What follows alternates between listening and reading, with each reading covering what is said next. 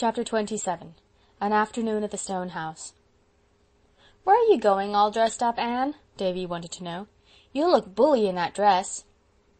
Anne had come down to dinner in a new dress of pale green muslin, the first colour she had worn since Matthew's death. It became her perfectly, bringing out all the delicate flower-like tints of her face and the gloss and burnish of her hair. "Davy, how many times have I told you that you mustn't use that word?" she rebuked. "I'm going to Echo Lodge." "Take me with you," entreated Davy. "I would if I were driving, but I'm going to walk, and it's too far for your 8-year-old legs. Besides, Paul is going with me, and I fear you won't enjoy yourself in his company."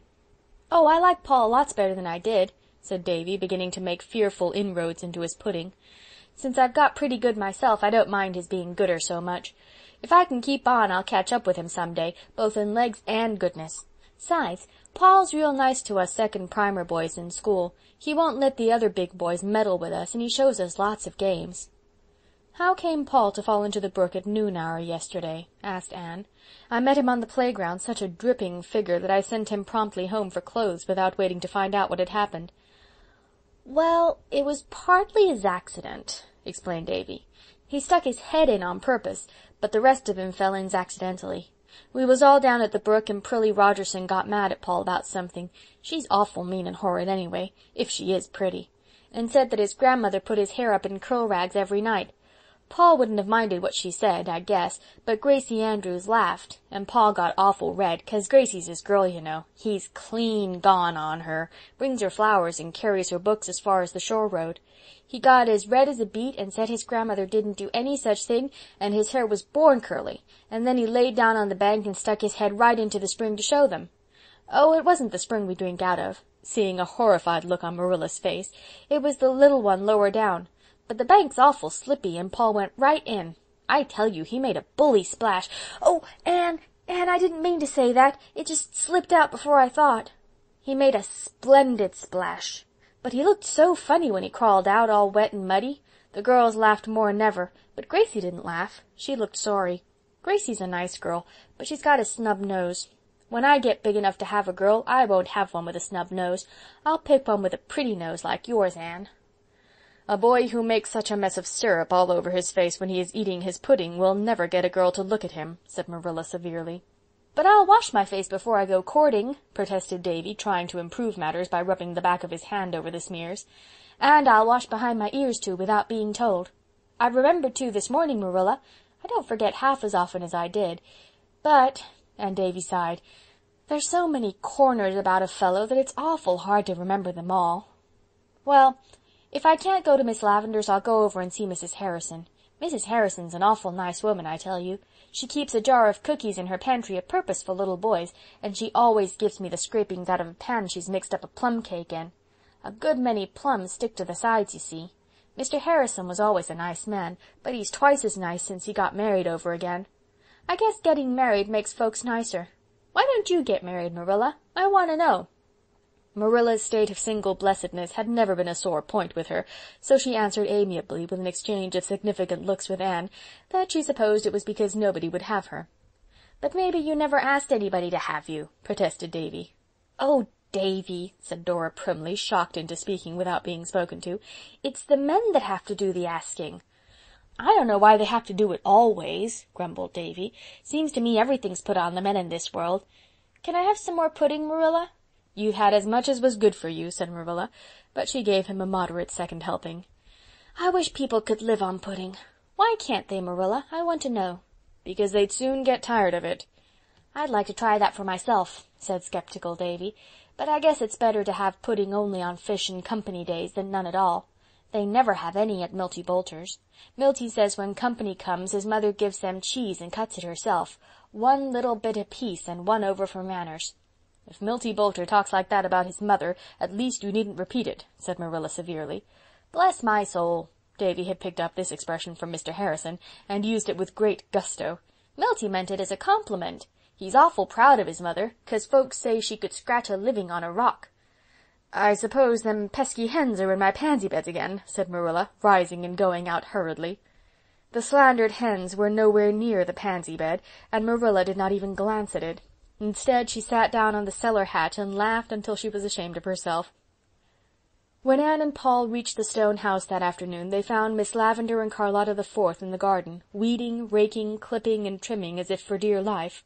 Miss Lavendar herself, all gay and sweet in the frills and laces she loved, dropped her shears and ran joyously to meet her guests, while Charlotta the Fourth grinned cheerfully.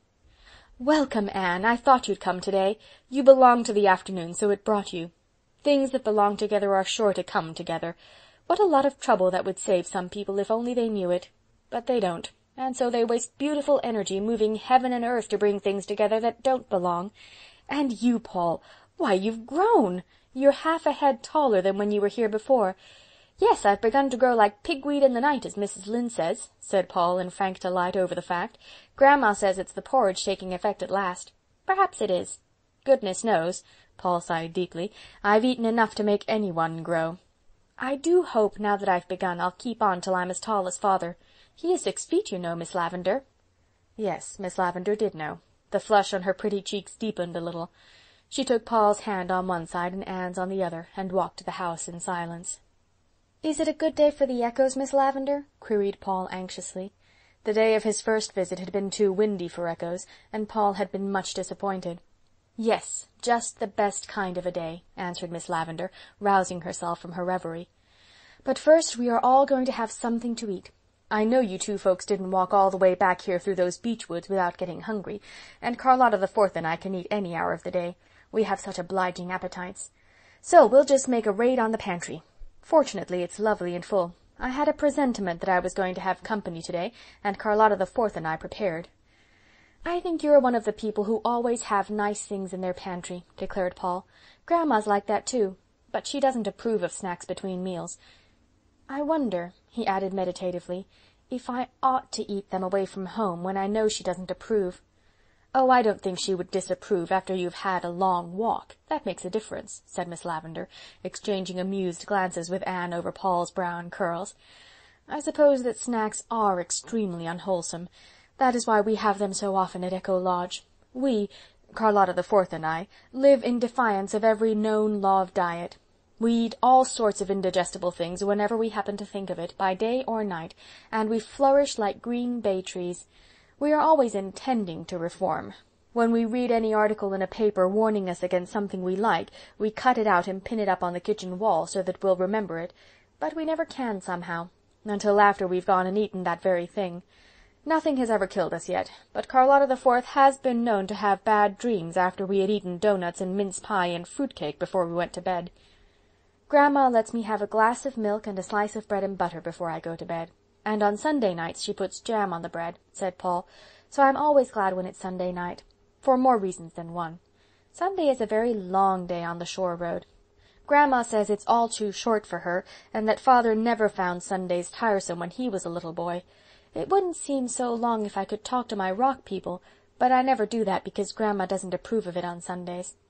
I think a good deal, but I'm afraid my thoughts are worldly.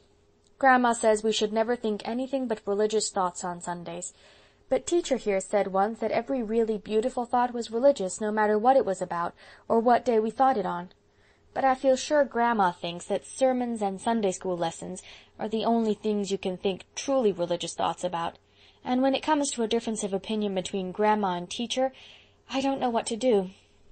In my heart," Paul laid his hand on his breast and raised very serious blue eyes to Miss Lavendar's immediately sympathetic face, "I agree with teacher. But then, you see, Grandma has brought father up her way and made a brilliant success of him, and teacher has never brought anybody up yet, though she's helping with Davy and Dora. But you can't tell how they'll turn out till they are grown up. So sometimes I feel as if it might be safer to go by Grandma's opinions." "I think it would," agreed Anne solemnly. "Anyway, I dare say that if your Grandma and I both got down to what we really do mean, under our different ways of expressing it, we'd find out we both meant much the same thing. You'd better go by her way of expressing it, since it's been the result of experience. We'll have to wait until we see how the twins do turn out before we can be sure that my way is equally good." After lunch they went back to the garden, where Paul made the acquaintance of the echoes, to his wonder and delight, while Anne and Miss Lavendar sat on the stone bench under the poplar and talked. "So you are going away in the fall," said Miss Lavendar wistfully.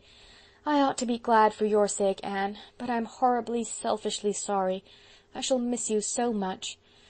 "Oh, sometimes I think it is of no use to make friends. They only go out of your life after a while and leave a hurt that is worse than the emptiness before they came." "That sounds like something Miss Eliza Andrews might say, but never Miss Lavendar," said Anne. "Nothing is worse than emptiness. And I'm not going out of your life. There are such things as letters and vacations. Dearest, I'm afraid you're looking a little pale and tired." "Oh, ho, ho, ho!" went Paul on the dyke, where he had been making noises diligently, not all of them melodious in the making, but all coming back transmuted into the very gold and silver of sound by the fairy alchemists over the river.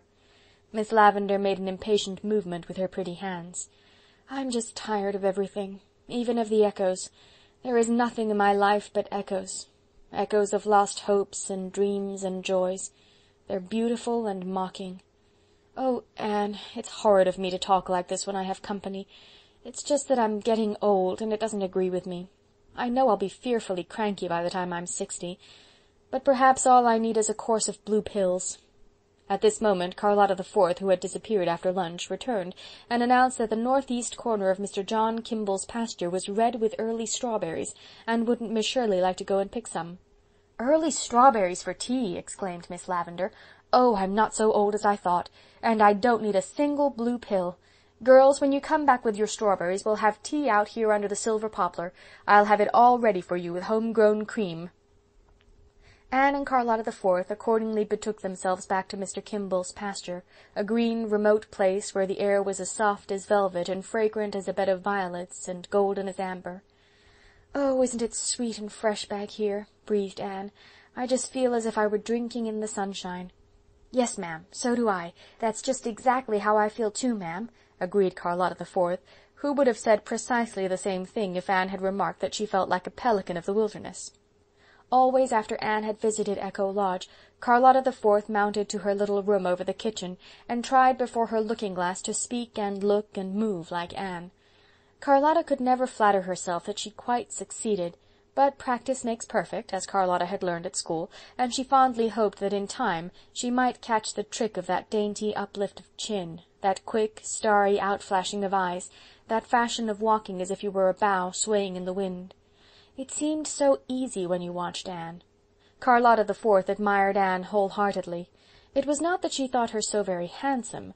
Diana Barry's beauty of crimson cheek and black curls was much more to Charlotta the Fourth's taste than Anne's moonshine charm of luminous grey eyes and the pale, ever-changing roses of her cheeks. "But I'd rather look like you than be pretty," she told Anne sincerely. Anne laughed, sipped the honey from the tribute, and cast away the sting. She was used to taking her compliments mixed. Public opinion never agreed on Anne's looks. People who had heard her called handsome met her and were disappointed. People who had heard her called plain saw her and wondered where other people's eyes were. Anne herself would never believe that she had any claim to beauty. When she looked in the glass all she saw was a little pale face with 7 freckles on the nose thereof. Her mirror never revealed to her the elusive, ever-varying play of feeling that came and went over her features like a rosy, illuminating flame, or the charm of dream and laughter alternating in her big eyes.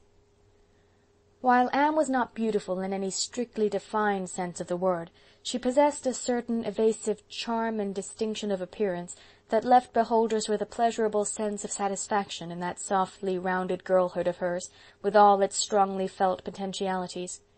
Those who knew Anne best felt, without realizing that they felt it, that her greatest attraction was the aura of possibility surrounding her, the power of future development that was in her.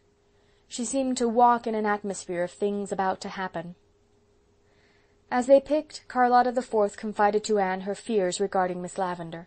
The warm-hearted little handmaiden was honestly worried over her adored mistress's condition. "Miss Lavendar isn't well, Miss Shirley, ma'am. I am sure she isn't, though she never complains. She hasn't seemed like herself this long while, ma'am, not since that day you and Paul were here together before. I feel sure she caught cold that night, ma'am. After you and him had gone, she went out and walked in the garden for long after dark, with nothing but a little shawl on her. There was a lot of snow on the walks, and I feel sure she got a chill, ma'am. Ever since then I've noticed her acting tired and lonesome-like. She don't seem to take an interest in anything, ma'am. She never pretends company's coming, nor fixes up for it, nor nothing, ma'am. It's only when you come she seems to chirk up a bit. And the worst sign of all, Miss Shirley, ma'am, Carlotta the Fourth lowered her voice as if she were about to tell some exceedingly weird and awful symptom indeed, "is that she never gets cross now when I breaks things. Why, Miss Shirley, ma'am, yesterday I bruk her green and yeller bowl that's always stood on the bookcase. Her grandmother brought it out from England, and Miss Lavendar was awful choice of it. I was dusting it just as careful, Miss Shirley, ma'am, and it slipped out so fashion afore I could grab hold of it, and bruk into about 40 million pieces. I tell you I was sorry and scared. I thought Miss Lavendar would scold me awful, ma'am, and I'd ruther she had than take it the way she did. She just come in and hardly looked at it and said, 'It's no matter, Carlotta, take up the pieces and throw them away.' Just like that, Miss Shirley, ma'am, take up the pieces and throw them away, as if it wasn't her grandmother's bowl from England. Oh, she isn't well, and I feel awful bad about it. She's got nobody to look after her but me."